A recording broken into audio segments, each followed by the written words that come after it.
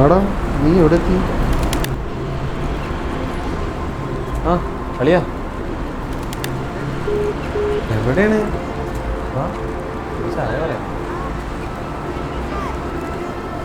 എന്താ പരിപാടി? ഇങ്ങനെയൊക്കെയാണ് പോകുന്നത്. നിനക്ക് പിന്നെ കുഴപ്പമില്ലല്ലോ, നിനക്ക് ജോലിയായി കാര്യങ്ങളായി. നമ്മുടെ അവസ്ഥ അതല്ലല്ലോ. കുഴപ്പമില്ല.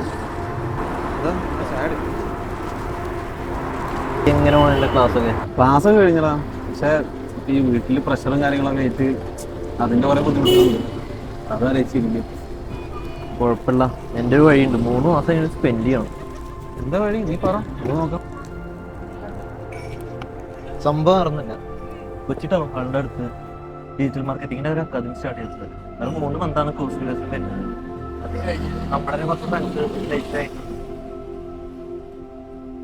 നടക്കുമല്ലേ? ഇതേപോലെ